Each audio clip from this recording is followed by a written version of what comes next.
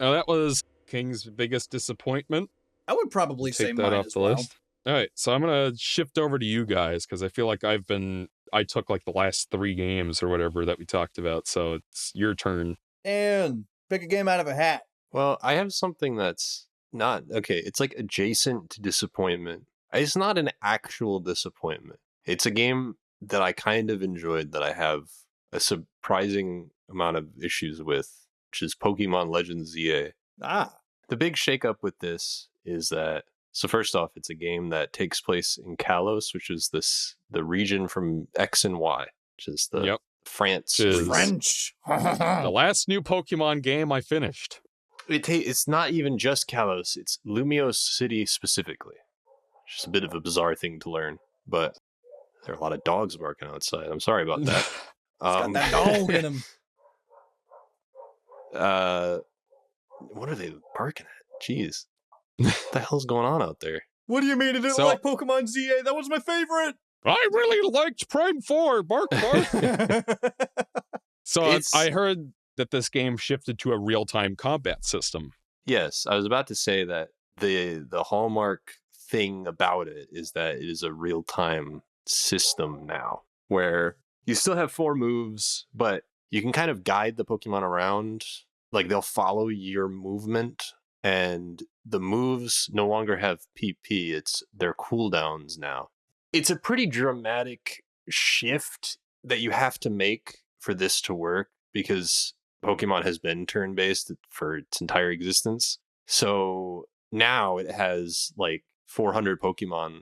They've picked basically 400 Pokemon or 200 or whatever. I don't even know the count in ZA, to be honest, but picked a handful of them, and they have had to kind of take every move and make sure that it translates into real time, because moves were made. There are a lot of moves that are like Fly, for instance, which take 2 turns to activate. And you got to think now, how the fuck does that work in real time? Because there's no turns anymore. And so things like that are probably the most fascinating part of the game for me, is the combat, which is why I thought it was as fun as it was. Because Fly now, instead of you go up into the sky on turn 1 and are untargetable until the next turn, what they've done is with that move now is that when you use it, you go up into the air for like a second or 2 and are untargetable, and then you come down and hit them. But you have to like time it kind of like a dodge in an action game, I guess, in anticipation of what the other Pokemon's about to do.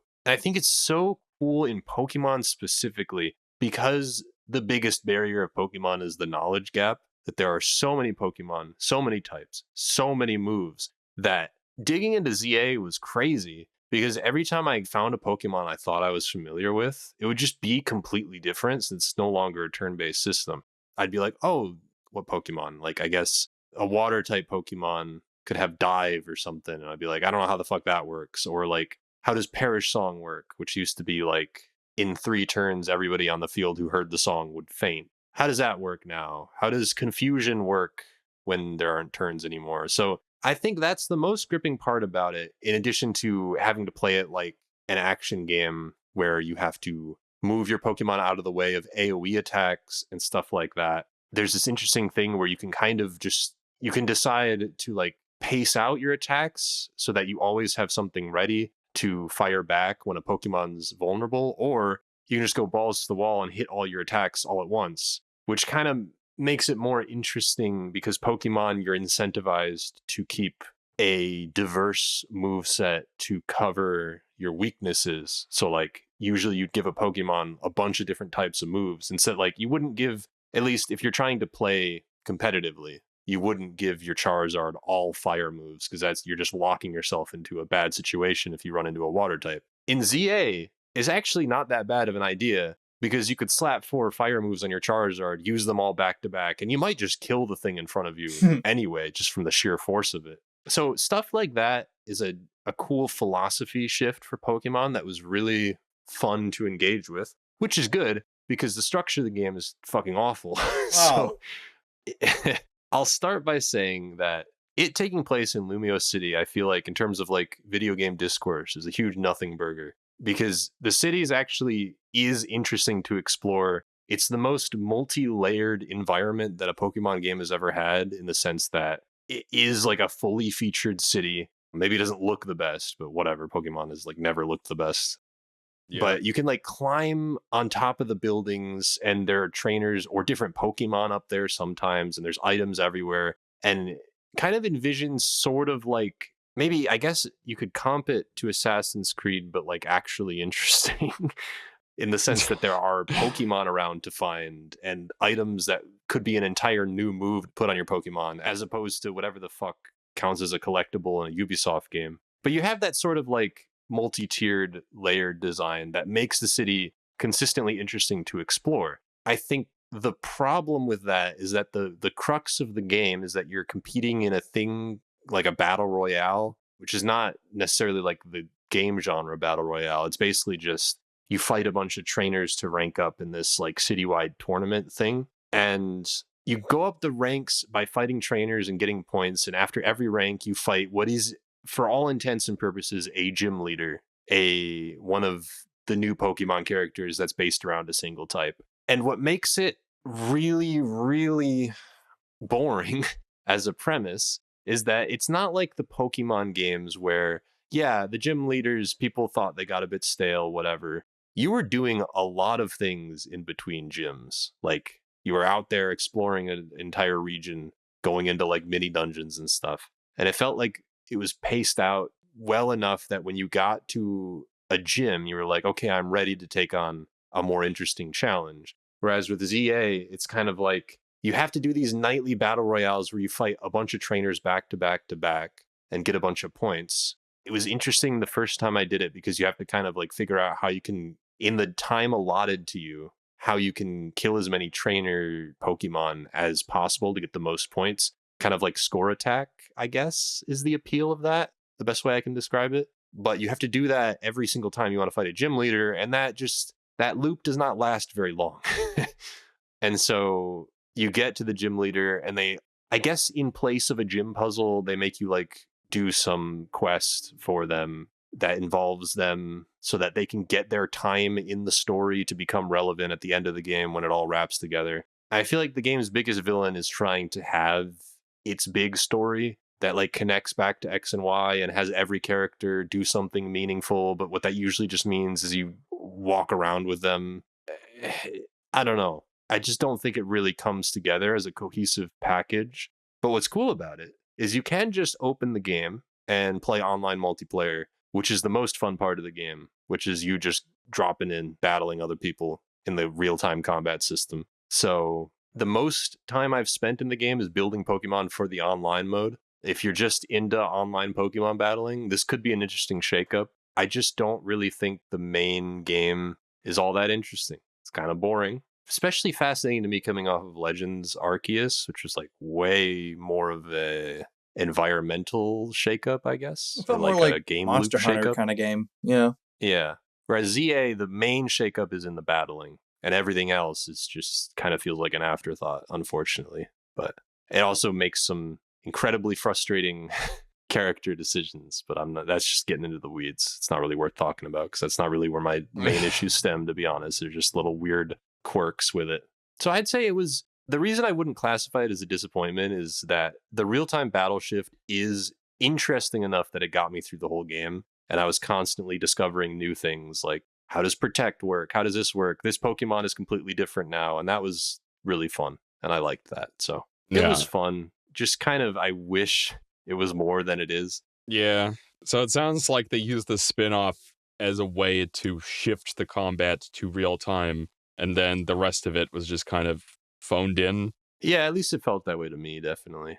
And I could not see myself playing it again. I probably just keep my save file and do the online multiplayer because I don't want to go through all that shit again, to be honest. I remember because like they've announced Gen 9 or whatever, and I remember hearing something about a tree or water. Yeah, like winds and waves. Yeah, That's Gen 10, right? it's Gen 10. Yeah. Yeah. Oh God. See, I don't even know what gen they're on anymore. I'm so out of touch with this franchise now. But people were complaining about the graphics of a tree or something on Bluesky. And like, I skipped that trailer because it's Pokemon, so I'm not going to play it anyway. So I was just kind of like, people are complaining about the graphics in Pokemon now. I feel like this has been a thing for a while now. Yeah. And then there was some kind of article people kept quoting about, like, oh, they interviewed children in Japan about what their favorite RPG franchise was, and nobody said Dragon Quest or Final Fantasy. They all said Pokemon. So I guess It's these probably because yearly... Pokemon games actually release. Yes, that was the conclusion everybody came to. Well, Because, Pokemon like, it games took Final release, Fantasy... and they're not like fucking Final Fantasy where every game's a different, like, I don't want to say genre, but a different type of like RPG altogether. The Final Fantasy isn't even really targeting kids to begin with, is it? No. Well, Was that yeah, not its now. demographic to begin with? Like, Because Final Fantasy 16 was pretty adult, wasn't it? well, yeah. Well, I just mean like in general. Was Final Fantasy like Ever I feel geared like- towards kids? I don't think so. I feel like the SNES games, like, kids could have played them back in the day because they were the only ones who were going to play it anyway, because that was back before adults took video games seriously. But by the PlayStation era, I guess that started to change. I don't know. Because But- Pokemon, whatever you can say about it, it's pretty much always been targeted at kids, so that doesn't really surprise me. Yeah. Yeah. But yeah, I mean, it's Are you That's looking ZA. forward to seeing what they do in Gen 10 then with this new battle system and all that, based That's on if what they you even played? bring it over. I mean, yeah. they I might don't not. think the real time is coming back. To be honest with you, I don't like. I think that's just the thing they did in ZA. Maybe they'll do it in other Legends games, but I think maybe they'll bring elements of it to certain parts of the game. But I think the turn based is going to stay in the main games. I think that's why they have Legends as a sub series, so they can just do whatever they want. Yeah, cool. I just remember that the Arceus game introduced, like, the whole game as like a safari zone or whatever, where you capture Pokemon in real time on the map Yeah. or whatever, and then they Well, brought that's the that over to thing- Scarvio.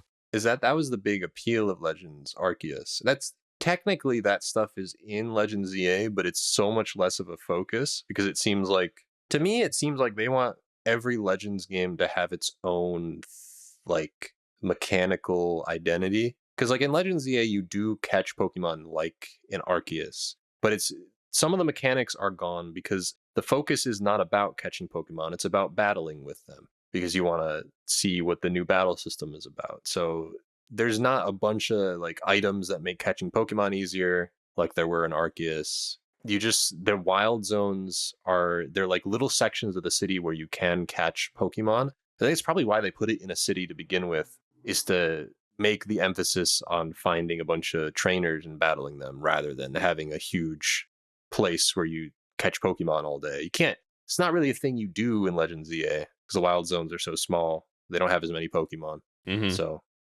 Ryan, do you have any games to bring up yet? Or Sure. Yeah. I wouldn't exactly call this as a disappointment, but like it is one I put like 10 hours in. At some point I kind of dropped it, but I would like to pick it back up again. Dan, have you played the Yakuza Pirates in Hawaii game? yeah. I also didn't finish that game. Yeah, how did you like it? So, I thought it was fun. Yeah. Not fun enough to finish it, I guess. But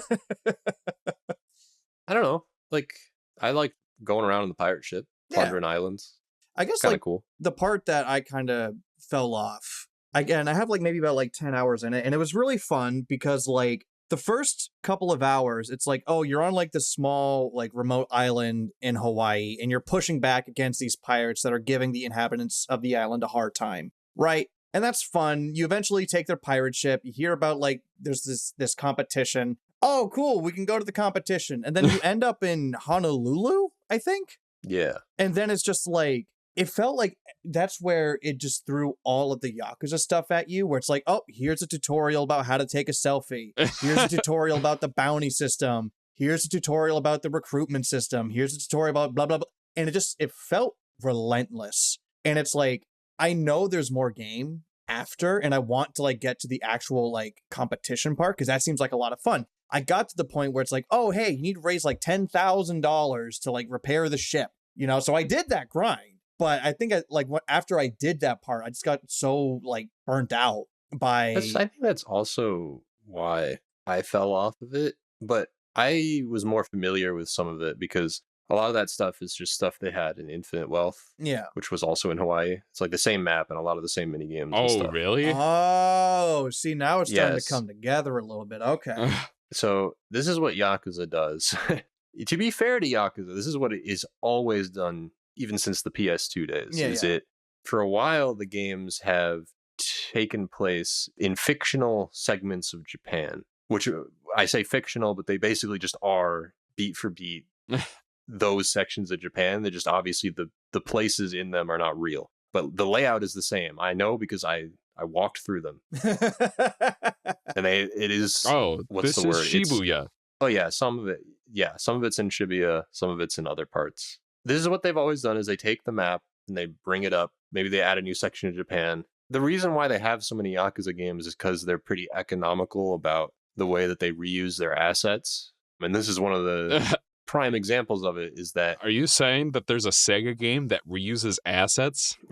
This is There a is. shocking Probably a revelation to few. me. there is a Sega game that reuses assets and has a game every year or two. I But- can't believe this. So this is the trick that they pull, and it works all right for the most part. I think in this case, it's actually probably the reason the Pirate Yakuza even exists, because they have this Honolulu setting already, Mhm. and it very easily bridges into the pirate part of the game. But I don't like that part of it. I usually don't have much of a problem with reusing the city in Yakuza, because there used to be a point to returning to Kamurocho, which is what they call it, because that's the city. And since Yakuza is parallel with the real world timeline, the city changes throughout the years. And it's like, cool, every time you have a new Yakuza game, you're like, how has Kamurocho changed and how has it stayed the same? And it's like this ever evolving relationship you have with the city. But it doesn't really work with Honolulu because it was only in one game and nothing about it has really changed at all. Yeah.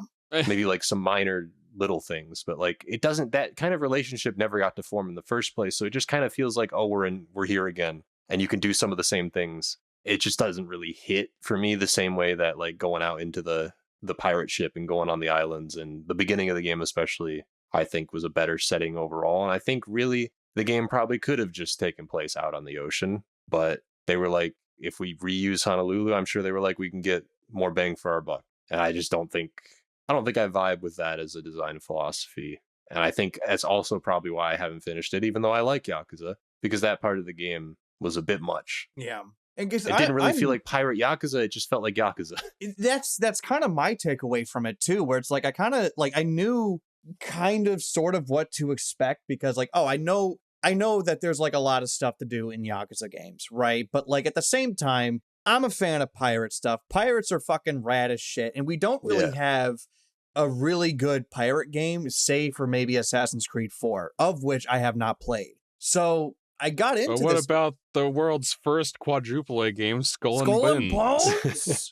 Oh my god! I wonder if that game's even for sale still. I don't know. But the point is, it's just like we don't really have a lot of pirate games. I mean, I feel like as if that's like a market that could really be tapped into. And then it's like I play this game and I'm like, oh, it's just Yakuza.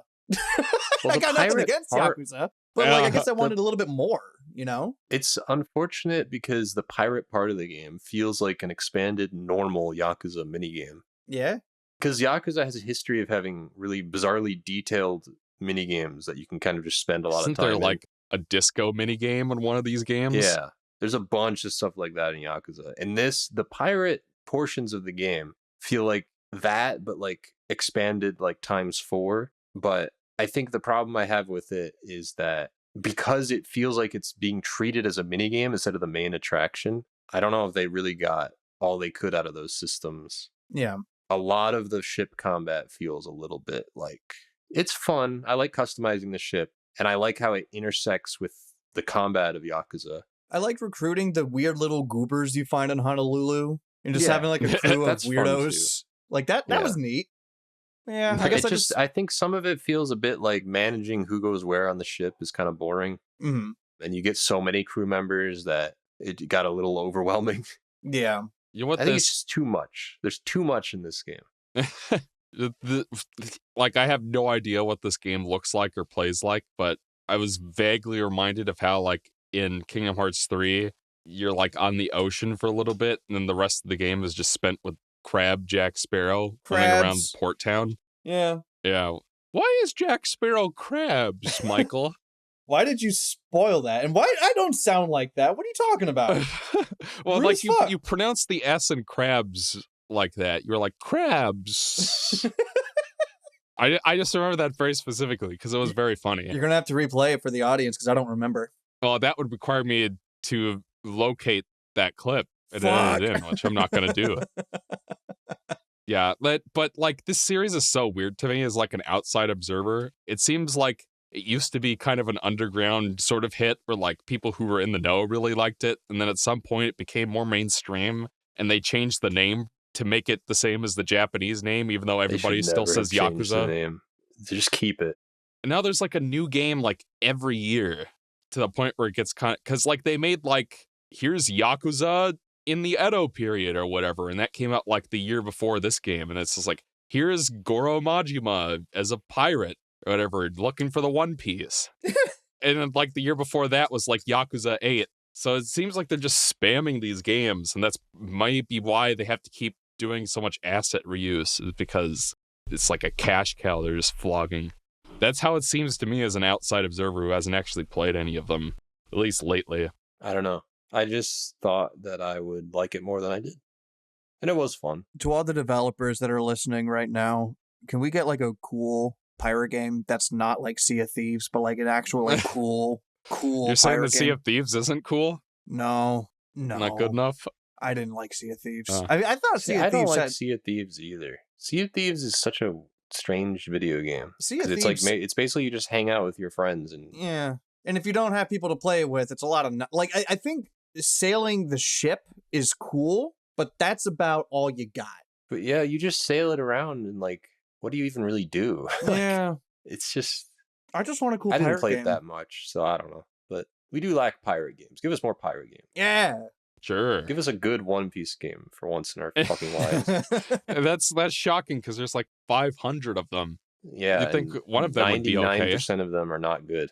I'll tell you that. There's like one on PlayStation that they adapted for the anime. It was like Ocean's Dream or something, and then they brought back Bon Clay or something, Mr. 2.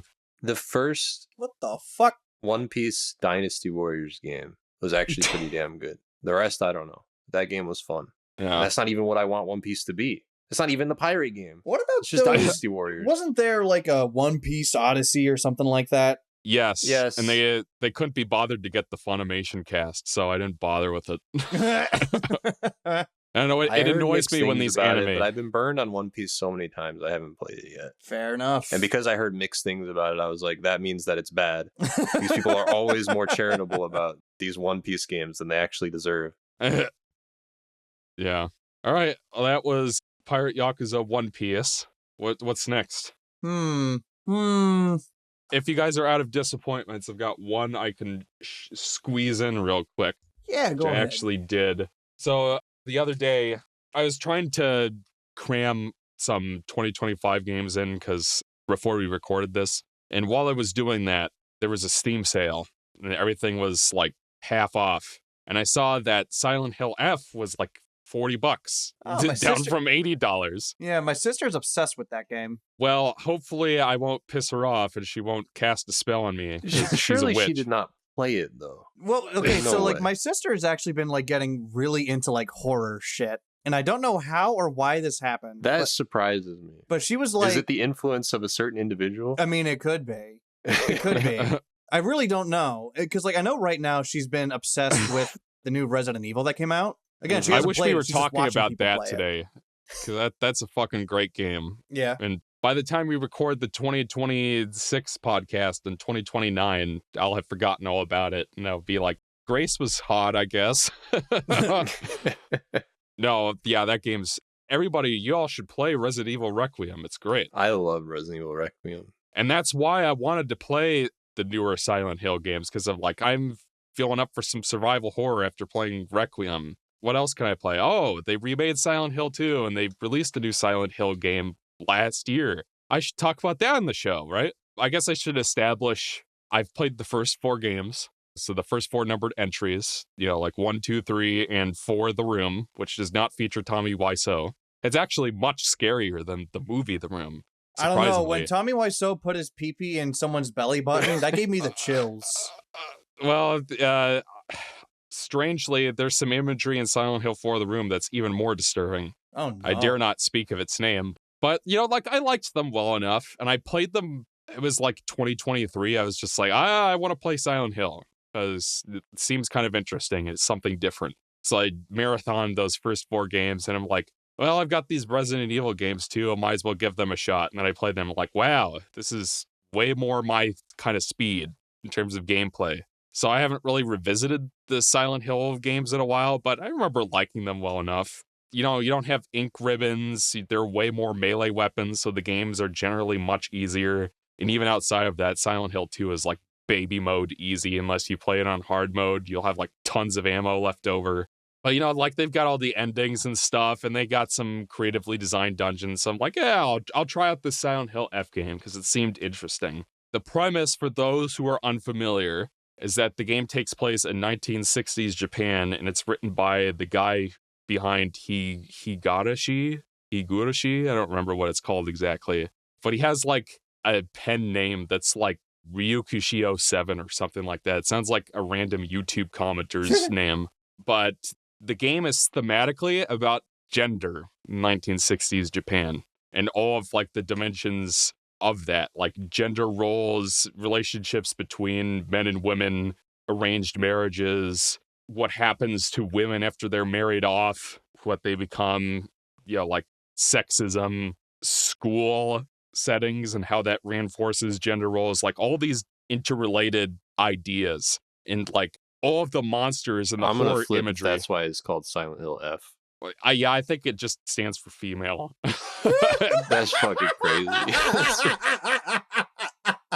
That shouldn't be funny, but that's fucking hilarious. What the fuck? But, No. and it's a lot of the thing with Silent Hill is, like, you play a Resident Evil game, right? And it's schlock. It's just about, like, here's I'm some there big for the camp. I want it to be Yes. as campy as possible.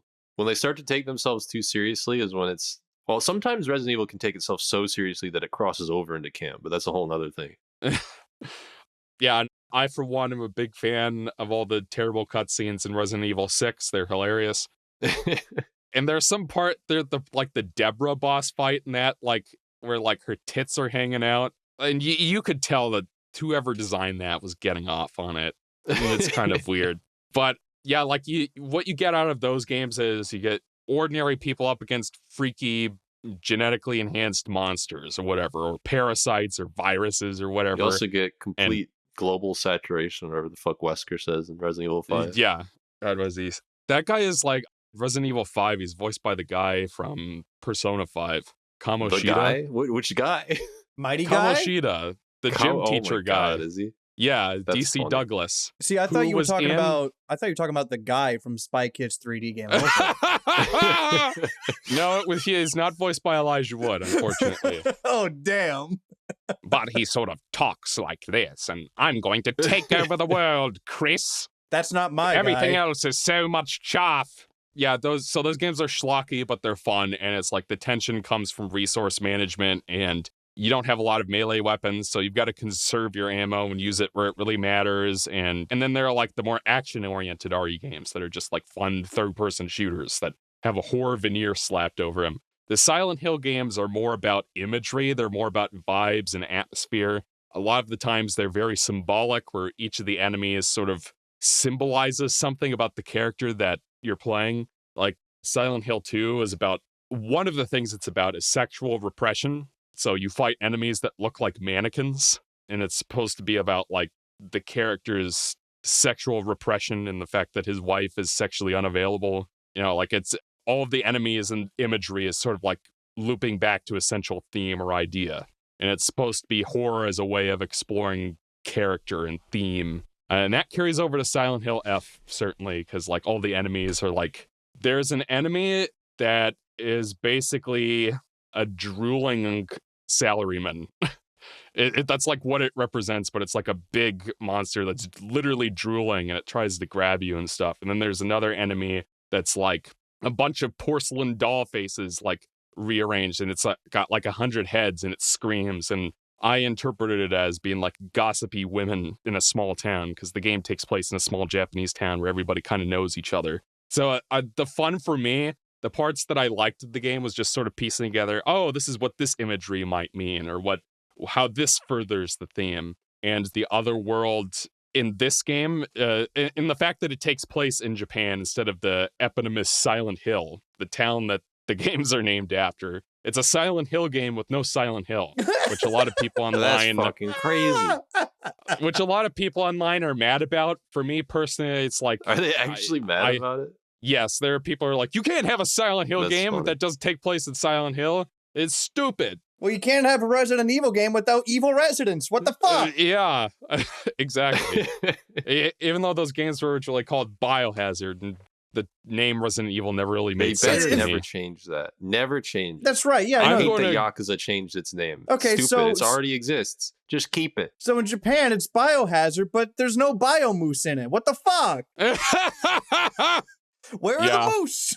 I'm You wanna know surprised that they something that a haven't had. weird thing that exists now is that Resident Evil 7 Biohazard does the thing where Yeah. it puts the title of the Yeah. Japanese in there. And Yakuza 7, Like a Dragon, does the Yes. same thing. Why the seventh entry? I don't why does that universal commonality exist? Yeah. and also dating all the way back to the PS1, Final Fantasy VII was the first Final Fantasy game in the United States to be with the same number in Japan. Because I didn't Final even think Fantasy about VI, and then Final Fantasy III, and then like it was 7. There's something about that number. They're like, we should do this. Yeah. I'm surprised that it wasn't called Rockman 7 Mega Man. Yeah, so like I liked the symbolism of the game and the themes and how it explores everything, and like how a common theme of Silent Hill is you'll go through kind of a rundown dungeon or whatever, and then periodically you'll shift to this creepy, it's called the Other World, and everything kind of turns gritty and industrial, and the music gets more intense and stuff. In this game, you shift to what seems to be a representation of the Land of the Dead, Yomi. I only know about this because I watched an anime called what's the one with Yato Kami in it, the god of Noragami. chaos. That's it. Noragami has That's my goat. a couple of episodes that take place in Yomi, and he gets chased around by Izanami and stuff. So like it looks like that. So it's like it draws on the cultural context in which it takes place. And Inari, the fox god, is like a key thematic element of it. And there's a guy in a fox mask who appears there who, I don't know, I don't want to spoil it or anything, but he's sort of like this character who guides you along in this other world, and he's voiced by the tiny man from Metaphor. The tiny man. Yeah, the protagonist, tiny man. Oh, yeah. And I didn't recognize him, and he has a very distinct voice, the protagonist from Metaphor. Caleb Yun is his name. So I was surprised to find out that it was him in this horror game. But yeah, that's right. I was stupid and I played in English. And this game does something naughty that I haven't seen done since Sonic 06, which is they only lip synced for the Japanese. So, or at least either that or the English lip sync is so bad that it looks like it's Japanese lip sync with English voices. I mean, like the English voice acting is acceptable, but it was a little distracting. I don't know. Like this is one case where I might have been okay with playing in Japanese, but I don't know. I just picked English because I felt lazy. Yeah, like the big problem with the game is the gameplay. Like I liked everything outside of that, but the older Silent Hill games, you had like a variety of weapons. Like you could unlock a pistol and a shotgun and a hunting rifle, in addition to a bunch of different melee weapons. And like the dungeons felt closer to like the Spencer Mansion, where you'd have to solve puzzles and get key items and move things around. Whereas Silent Hill F doesn't really have that. The game, it's mainly just like a series of hallways where like you fight the same 3 enemies with the same melee combat. And while on the surface level, the combat's very similar to the Silent Hill 2 remake that came out in 2024, they decided to just remove ranged weapons altogether and it's all melee. And they decided that, hey, you know that Dark Souls game? Let's copy the combat system from that, where you have a light and heavy Shut the attack. fuck up. Okay.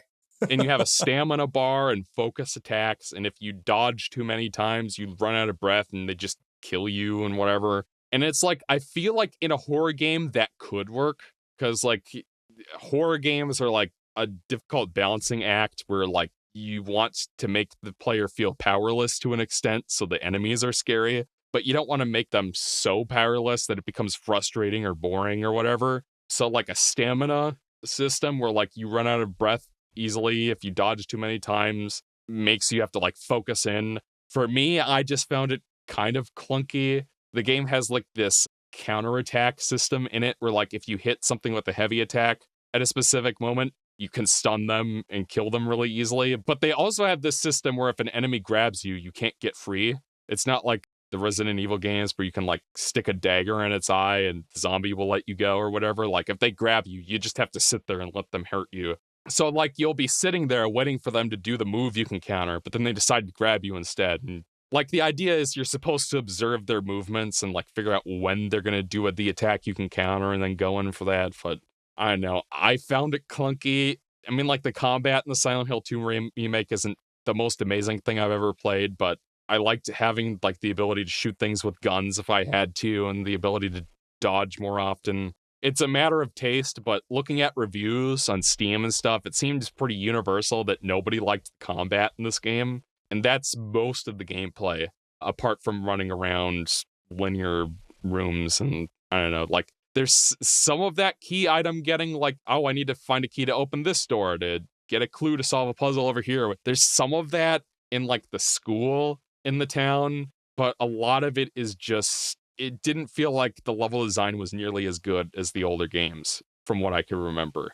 And the game's just kind of dull, to be honest. So, and it does a naughty thing. When you have a game like this, where like a lot of the plot's symbolic and it's like, oh, you're supposed to try to infer meaning about theme or character from imagery and stuff. But like on the other hand, there is like a literal story going on that eventually you're waiting for a reveal. You're waiting for more information about what the hell is going on, because the game, the monsters and the fog and stuff just kind of show up out of nowhere in a scene. It's like, oh, what the fuck's going on? And they kind of drag their feet on revealing what's literally going on. And apparently they do a naughty thing where in order to really understand what's going on, you have to replay the game multiple times and get the other endings. And they reveal more about what's going on. So like if you get the first ending, you get like some information about what happened. But in order to really understand, you have to basically replay the entire game multiple times. And there isn't like a chapter skip or anything from what I know of. I didn't even get to the first ending. I tried to grind it and get it done before this podcast, but like I got to one of the other world sections where you get the wolf arm. Don't ask. It's just a thing that happens. I'm sure it has deep cultural significance in Japan, this wolf arm thing that someone will talk about in the comments, but a lot of the reviews from normies were like, why the hell is this in the game? This feels out of place in Silent Hill. So I thought the game was kind of dull and I kind of had to force myself to keep playing it. I'll probably finish it, but I think it's honestly kind of galling that they're charging $80 for this game. Oh, because there's really not. Yeah, it's like they're like, oh, this is a big AAA experience, and then you play it, and it's like all there is combat, and the combat's clunky, not that fun, and the level design is flat. So like, really, it's a game you play for the story, but the story is handled weird with that multiple endings thing, and the fact that, you know, like I enjoyed the symbolism of it, but I can see players who care more about what's literally going on getting really frustrated about the fact that they're not getting answers sooner than they get them. And then the thing with Silent Hill is that the first 4 games were made by Team Silent at Konami, and then that team was dissolved at some point, and ever since then, it seems like all the other developers that have tried to pick up the series since have like struggled to figure out what's the secret sauce, what makes Silent Hill Silent Hill. And it seems like a thing that Silent Hill means different things to different people who played it at different times. So some people will look at Silent Hill F and say like, oh yeah, it doesn't literally take place in Silent Hill, but spiritually this is in line with the rest of the series. And other people are like, this is a bunch of bullshit and a betrayal of the IP. Put it back in Silent Hill. Yeah. And make which those they're gonna residents do with, evil. Yeah. So I don't know. I thought the game was kind of boring. I wanted proper dungeons. I wanted, and you know, playing it just made me realize, because a lot of people don't like the Resident Evil 3 remake. They're disappointed by it, you know, like, and that's fair enough, but that game is way better than Silent Hill F. Like, it's so much more fun. It's closer to being a good Resident Evil game than this is to being a fun survival horror game, or I don't know. It just made me appreciate that game more is all I'm trying to say. Because, like, at least that game's got, like, fun weapons and stuff and some cool level design in, the hospital and stuff. It wasn't amazing or anything, but yeah.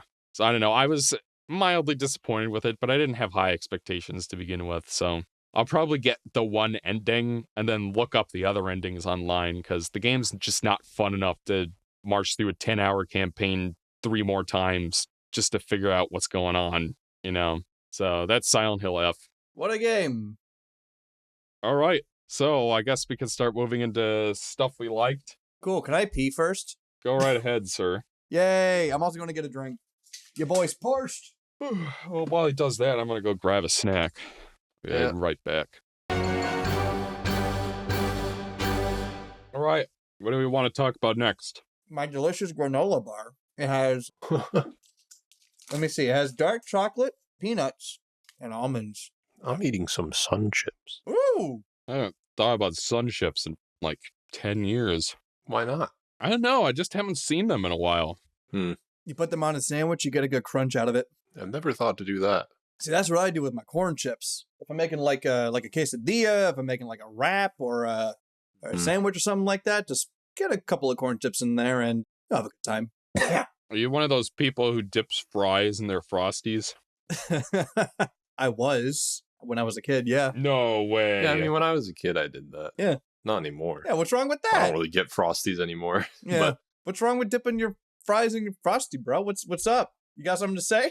Well, there's a country song called Fancy Like that uses it as a metaphor for fucking his wife.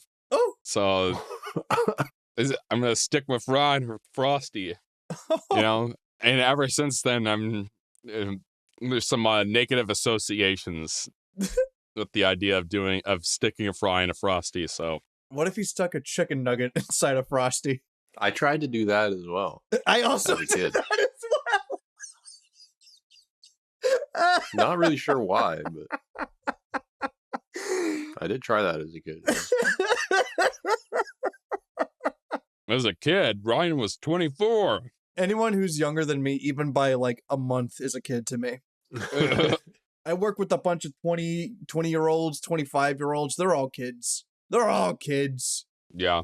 It's always funny to watch one of Jay's videos, and he's just like, oh yeah, I was like 10 years old when Uncharted 4 came out. And I'm like, what the fuck? He's like, oh yeah, I was 10 years old when Uncharted 4 came out. Boy, oh boy, am I old. I'm like, shut the fuck up, Jay. I remember asking Santa to bring me Arkham Knight for Christmas. Meanwhile, I'm over here. I'm getting beer at like Publix or something like that. They ask for my ID. They just look at it like, oh, yep, nope, you're good to go. I saw the 19 on your birth year and I already knew. I said, ah. And Jay's over here talking about being old. Get out of here. Yeah. Anyways, what were we Goodness talking gracious. about? Chicken nuggets and We were Frosties? talking about no, we were talking about video games at some point. And then Oh, yeah, those for some things. reason, Which game from 2025 is the most like dipping your chicken nugget into a Frosty? well, that would be Dispatch. Poggle, Poggle 3. Y'all Is that wanna because talk- everybody wants to fuck in Dispatch? Yes. There are more dicks in that game than there are in any. I don't believe you. I mean, Not that there's not a lot of dicks in Dispatch, because I really don't know. I haven't played it, but it's a horny little game. yeah, It's one of the hornier games I've played. Yeah. I wanted to play it. It looked fun. Well, let's I talk liked about it. that. Yeah.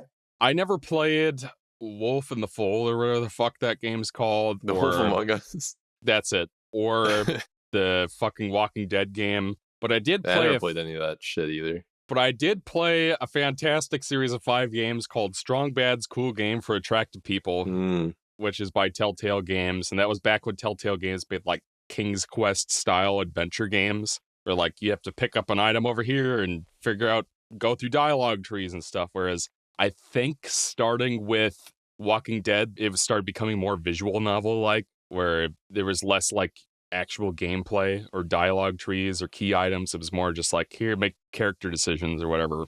And Dispatch is made by Telltale alum, because in like 2019 or something, or maybe even earlier than that, like it seemed like for a while Telltale Games was on top of the world because of Wolf Among Us and Walking Dead and stuff. And they're like, oh, they're like the new big thing, and they've got a unique niche of game that they're creating. And then all of a sudden they just went belly up out of nowhere, and someone bought the name. And then they're like, okay. And then the people who were actually making the games founded their own company with blackjack and hookers called Ad Hoc Studio, and got subcontracted by the people who now owned the Wolf Among Us IP to make another season of that. And that got shitballed after several years because like the IP owners were like dicking them around or something. So they're like, fuck it, let's make our own game. And that became Dispatch. So that's sort of the backstory of the game, is it's Telltale Games alum making, like, this game. I've never seen the show, but it really reminded me of Invincible? For whatever reason. Yeah. Yeah. Because the guy voiced by Travis Willingham just looks like Omni-Man. And I kept calling him Omni-Man in my brain. But it's like Phenomenon is what he's actually called. Yeah.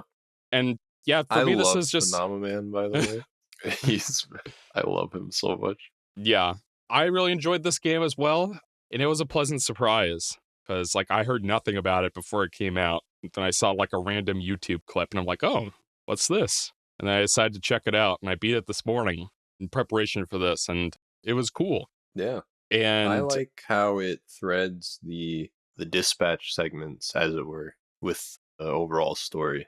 I think that was the most surprising thing for me, is that I actually enjoyed the like simulator parts. Yeah. It was actually surprisingly like it's one of those things that could have just felt like a throwaway mini game, but they actually put some thought into the systems and stuff where like characters, if you send them together on a mission, because like the core game loop is essentially the game takes place in 8 episodes, like a Telltale game. In each one, there's like an opening cutscene, then there is 2 dispatch segments where you essentially work as, instead of a police station, you're dispatching superheroes to solve crimes or whatever. And you got to figure out, who has the right stats to go break up a bar fight, who's got the right stats to go do some public speaking on behalf of the organization you work for, You got to look at the stats of your characters. Characters also have special abilities. There are also like interaction effects where if you bring 2 characters, they might have better synergy and work well together. But there are also wrinkles where like if a job fails, then they might get injured. And if they get injured twice, they go out of commission and you can't use them for the rest of the segment. So there are like all of these intricacies to the system. And it was like gameplay I'd never seen before. I'm sure that there's like a police dispatch game out there somewhere that nobody remembers, but it was interesting and it made this stand out from those other Telltale type games. And that there was like, one of my favorite things about those segments is how the characters act in them. Like, yeah, because I mean, they're talking to you the whole time, like, but I guess more so what I mean is that their abilities fit their character. Like my favorite example will always be that there's a ring of stats that you have, and some characters have better stats than others, and that corresponds to who can do missions better than others. Phenomenon has incredible stats. He's like, I think statistically probably the best unit for most situations. But if you fail a mission or if he like misses it or something, he gets depression because he has depression. Because his girlfriend leaves him. His stats dramatically drop for a while because he's so sad that he fucked up. And it's just like, it's that kind of storytelling that drew me to loving Dispatch, because the larger story is like fine. It kind of goes through the strokes that you'd expect from like a superhero story. There's some cool like stuff about redemption that I like that it explores. But for the most part, I was more entranced by these segments because the little mini stories it creates of like you send Flambe out to do something and he fucks it up and he's like bickering with Aaron Paul. I don't know. I just found that really entertaining. Yeah. And I wanted to give him a shout out too, because his acting as Robert is phenomenal. Phenomenal, as Phenomenon would say. But I just love the idea that Phenomenon he's an alien. He doesn't quite understand how it works to be a human, but he's also just really sad. Yeah. I don't know. He's definitely my favorite character. And I do like how like sometimes the characters will like disobey you and be like, fuck that, I'm not going on that mission. I really like that too, yeah. And there's a part where you're forced to cut one of the supers from your team and you have to make a decision between 2 of them, and that has like cascading consequences on the story where like one of the characters will be like, I can't believe you cut so-and-so. I'm clocking out early for the day, and so you can't use me on missions. And then that play, like, it felt like I haven't played the Walking Dead game, but from what I understand, you'll make a decision and it'll be like, Clementine will remember that, and then it never matters.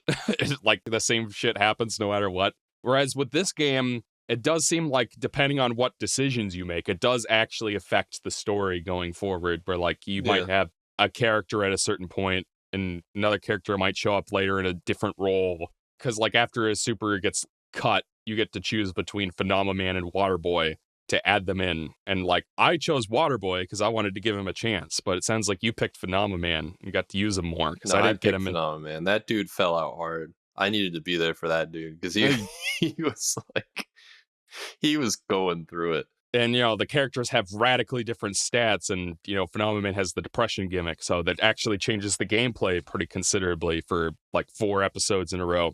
So I love that this is a random thing to say, but I love the moment early in the story where Phenomenon is dating, what's her face? Blonde Blazer.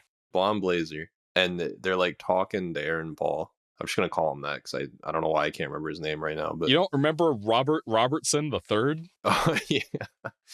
Yeah. So Aaron Paul. I love the moment where you can make a decision where Phenomenon's like, come to dinner with us, even though they're clearly going on a date. Yeah. Because he doesn't understand how dating works or like sex, and that's like why they broke up. And I answered, well, sure, because they're going out to a fancy place. And Blonde Blazer gets really upset. And I'm like, well, dude, he offered. Of course I'm going to say yes. And it was like the most unpopular choice by like statistics. I'm like, people are not courageous enough in these kinds of games, I have to say. They always pick the boring choice. They want to like fuck the hot lady. Yeah.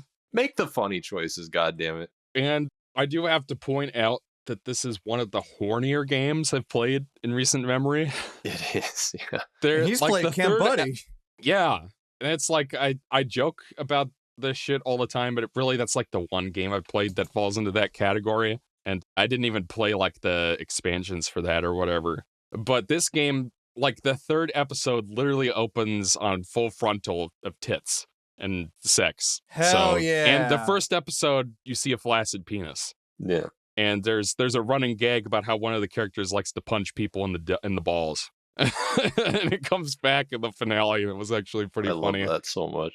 Those 2 plot threads meet together in a very satisfying way. Yeah. The game is kind of like, it's interesting because the game's kind of juvenile in that way, but it's almost like charming. I don't know. It has the energy of a D&D campaign.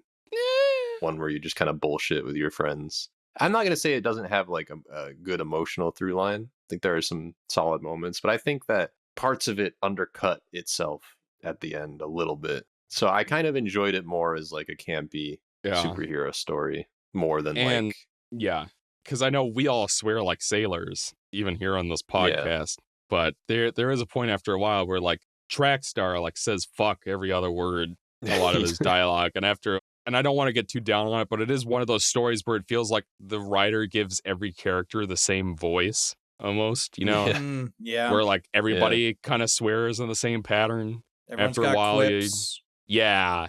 And for most part, I found it definitely have a quippiness to it that is a little bit grating sometimes. Personally, I didn't mind that too much, and it's not a super long game. It was like 8 hours, which surprised me. Every episode is like TV episode length, basically. Yeah. Maybe even a little less. Which is funny because the Robert Robertson guy is voiced by a guy from, the hell is that called? Raising Cane's? Flippin' Heck. What? Breaking Bad, that's it. The guy from Bad is what you were trying to say. Yes, Raising Cane's. No, I could be mistaken. Yeah. Is it Raising Cane's a fast food restaurant? Am I wrong? Yeah, I think so. My favorite. Yeah, but the guy from Breaking Bad's in it, and so and that's like one of those shows where like every episode's like 50 to 60 minutes long or whatever, and it's not like a 22-minute kind of thing. So I guess it's sort of in line with that. I will say that the moment a guy showed up who sounded like he was voiced by Troy Baker, I'm like, oh, that's the bad guy. It has to be him. turns out it wasn't Troy Baker, it was Matthew Mercer. Whoa! So, but he was just given the Troy Baker performance, so I completely mistook him. Well, guys, my Audacity stopped recording 20 minutes ago. Go. Oh, what a way! Oh, what a way to get started! What the fuck? Yeah, what the hell was that? It was like that was what we call a hiccup. it was like a frog croak. It's like the end of Shrek 2 up in here. I'm dying. Somebody better be dying. Is that the worst Shrek movie or Shrek 4 worse?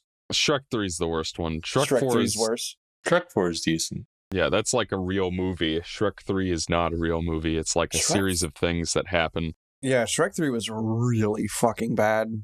Well, finally, someone agrees with me on this, because Eric insists that I'm insane for thinking Shrek 4 is a decent film. Well, I don't know. I remember watching Shrek 4 when it came out, and I remember thinking, yeah, I kind of lump Shrek with the Terminator movies and the Alien movies, in that there are only 2 movies that are worth watching, and you can ignore everything else. You just need 2. You just need 2. You know, but it's what fine. Other movie has Shane Dawson as the bad guy? Real life? Well, that's not a movie, technically. I'm just saying Rumpelstiltskin looks exactly like Shane Dawson in Shrek 4. Fair enough. So, yeah. Well, anyways, we got I always make fun of Ryan for that one fucking time. His microphone cut out prematurely and we had to re-record some stuff. Yeah, what voice do you want to use for me today to make fun of me? Do you want to use the deep south hillbilly fucking bluegrass? Well, guys, I hate to break it to y'all, but my recording just cutting off for goddamn 20 seconds ago. Let me tell you what. It wasn't that exaggerated. Like to you animal? No. It's more like I can't do a good Ryan voice, so I don't think I've met anyone who could, to be fair. Yeah. I mean, I have a range, but I still have my limits to what I can do effectively. But at any rate, eggs on my face, because my recording interrupted. Like, we were like 4 hours and 40 minutes in, and I realized I'd stopped recording like an hour and 10 minutes ago. But the good news is the only thing that really got cut was the Mario Kart stuff. Most of the Dispatch discussion was there. We talked about like the tone of it, the fact that they swear a lot, the fact that it's kind of horny, the overall gameplay. And there's there's BBs. boobies. Yeah, you get to see Invisigal's tits. Yeah, jokes on you, they're invisible though. Also, no, yeah. I'm posing a challenge for the viewers, since I'm going to be making the thumbnails for each of these parts. I'm going to put Invisigal in every single one of these thumbnails. If you could spot her in these thumbnails, I'll give you a signed copy of my fuck-ass book. Well, that sounds like a fantastic deal. Yep, so I'll do it. Y'all should watch all of these and comment on them. And buy my fucking algorithm. book and rate it 5 stars on Amazon. Please, I got a mouth to feed. His name's Oliver. He's a little baby boy. So, point being that most of that discussion is still safe. So the only thing that really got chopped off was our discussion of like the overall story. And Dan, you were comparing it to something called Criminal Minds, which is something I'd never heard of before. Something called. I like how you phrase it that way, as if you've never heard of Criminal Minds. I've never heard of it before. What? No, That's I don't know what that is. Oh wow! It's basically like I guess it's like a police procedural, but they use criminals as enforcers or detectives, or like they have like a squad of criminals who do police work, basically. And it's like a common trope now in different kinds of shows. I know that's kind of the premise of Psychopaths. Yeah, that's what I was saying. They're basically just, I didn't hear it for whatever reason. I guess that's why I call it a reliable trope that I've seen before, because it sort of means that because all these people are quote unquote villains that want to reform, however you see that, it means that they're all starting from the bottom, working their way up. And so it's kind of just a universally enjoyable thing to watch. Yeah. Everybody likes an underdog story. Mm-hmm. Depending on how you see criminality, I guess, in society. But that's also a discussion these kinds of stories are primed to have. Probably why they're so that's enjoyable. Sort of Invisigal's whole thing in this is she's like the Ada Wong, where like her allegiance and her actual motives are kind of mysterious. And depending on the choices you make, it can swing either way. Yeah. So she's kind of a microcosm of the whole premise where, like, should you put your trust in former criminals to turn their lives around and use their powers for good? Should they be given that kind of second chance? Can you trust them? And that sort of carries over to Robert, too, because you had pointed out that he's a more morally ambiguous protagonist for this kind of superhero premise, if you'd want to go into that again. Yeah, he's just like, he's kind of down on his luck, kind of depressed, not really sure where he's going in life after, he's taken up the mantles of somebody that he idolizes, who may have been involved in his own interesting situation with the game's central antagonist. Yeah. And I think that it's interesting to explore him, especially because you get to make his choices. So you get to kind of subtly shape what he turns into, whether he's all good or whether he's willing to break a few rules to get some shit done. I think that is probably exemplifies what I like the most about the story as an interactive narrative, is that I did kind of get to choose his path in the way that I think it would have played out. So I don't know. I think people will have slightly different views on the story as a result. So. Yeah, there are a couple of moments where, like, there's one key moment I remember where Trackstar basically says, hey, if you run into Shroud again, it might be do or die. Like, do you have what it takes to actually kill him, or should you kill him? And that was like a difficult question even for me to answer, is because, there are a couple of different ways you could play games like these. You could play them authentically as yourself and try to make the decision you would make in real life, or you could just be like a total goblin and just be awful for the sake of itself. Yeah. And that was a question I had difficulty answering, especially since he's supposed to be a hero, a good guy. And I know, like, the old standby for superheroes is you're not supposed to kill unless if you're like an anti-hero, like the Punisher or something. And I know it's like, is that a line that you can or should cross, especially considering how dangerous Shroud is in this game? He's like Metal Sonic from the OVA, where he knows everything you're going to do before you even know that you're going to do it. Strange, isn't it? I like that they gave the option to say, I don't know. Because in that moment, I didn't know. So I just answered, I don't know. I got to think about it. And I actually, I don't know if I can say this without spoiling the game, but I made a decision at the end that surprised myself, we'll say. Mm-hmm. Sort of speaking indirectly about it, another character made that decision for me. No, I fully went the lethal route, we'll say. Yeah. It's something I don't think I ever would have done in another game, but for some reason the choices I made led me down that path to where it felt appropriate, oddly enough. Yeah. And because like this is supposed to be a one and done sort of project for ad hoc, just to say, hey, we're back, we're making games again, and it's fantastic, and it's good to have a Telltale style thing back in the modern gaming landscape where everything feels overly bloated and takes too long to make, But I think they've said they're going to do a season 2 or just continue with this universe or story, and it's going to be interesting to see how you could continue, considering, like, I want to say with the Walking Dead game, whichever decisions were like the majority became the canon ones or something. Yeah. So maybe they'll do that again with this, but the way that it ends with, like, there's a certain character who could swing either way in terms of what their future could be. So it would be difficult to continue. Like, if it's a one and done sort of thing, it's like, whatever. But the moment you have to do a season 2, it's like, okay, what are you going to do with that character, considering how wildly different 2 endings are for them? So I look forward to seeing more of this universe. It feels like we only got to see like a small sliver of it, which it felt well realized. And like you said, it's, like definitely indebted to something like a Criminal Minds or an Invincible or any other of these grounded sort of takes on superheroes. But, we only got to see Los Angeles, and there's more of this universe. So there's certainly more you can do with it. So I'm curious to see what they do next, now that they've, it seems like this game was surprisingly successful for what it was. And I guess it had been announced at a Game Awards or something, but I never watched those. So it just sort of snuck up on me.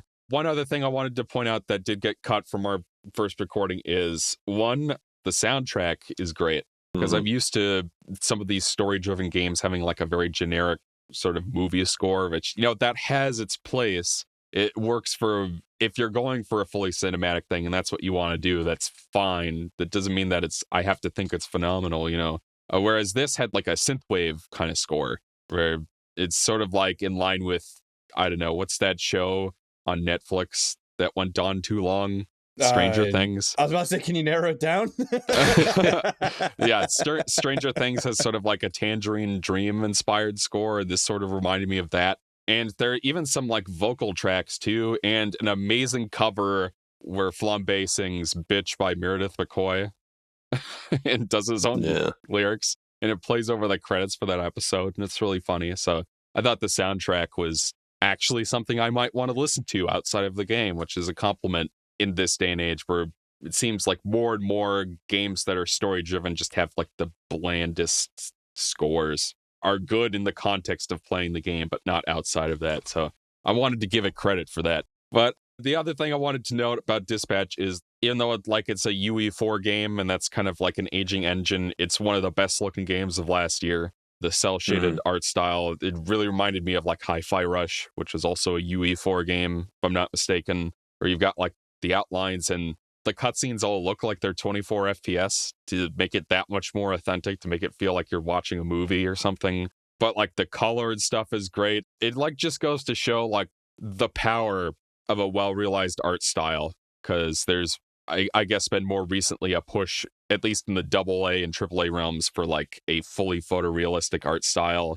And I feel like that's really seeing diminishing returns at this point. So take this as a positive example, devs. You don't have to do photorealism. You can make something that looks really good in 24-bit RGB without HDR and stuff. And you know, in the time that it photorealistic. takes to make someone's pores look really fucking good, you could use that time to actually like flesh out the game a little bit more. I don't know. That's just me. I don't understand why there's like, especially like with the PS4 and PS5 generation, where it's just like, oh, look, you could see the micro hairs on this person's butt crack. I'm like, cool.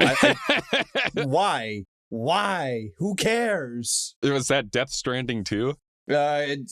Insert game here at this point. I don't know. Because I'm I only I feel think like it might, like, there's just this like symbiotic relationship with tech companies, I think, that blossomed early on, where there was like this desire to be like, we can recreate reality, and that also means that Nvidia can keep making their fucking insanely powerful cards, which will make us more money because we can sell the system for a higher price. And it's like, I think now we've hit a brick wall where I even see reports that like developing new graphical technology is becoming harder because like we've hit a point where there are diminishing returns and where improvements are slighter and slighter that most people don't even recognize. I mean, honestly, I half the time don't even recognize what the upgrades are. On the rip, I have to like really look. Because we're old enough and young enough where we've experienced the HD revolution in our lifetimes. Mm-hmm. We remember when games used to be blurry and played on a CRT and more flickery because of interlacing. And now we live in a world with like 4K and stuff and ray tracing. And like after a certain point, like I played the Silent Hill 2 remake this year, and at first I was really unimpressed with the graphics, and it like looks kind of last gen. What's the big deal with this? And it wasn't until like I had something side by side to compare it to that I really said, oh, I guess I can kind of see where the HDR is improving the image or whatever. So I definitely agree with you.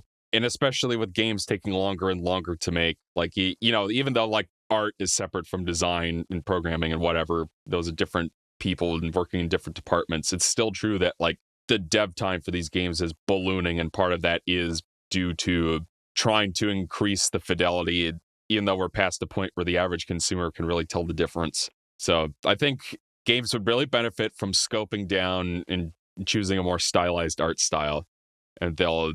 It's not even to say that we should just do away with photorealism altogether, because like there are games where, you know, having the photorealistic look works, you know, like I can't imagine Silent Hill with art style that looks like fucking Peppa Pig, you know?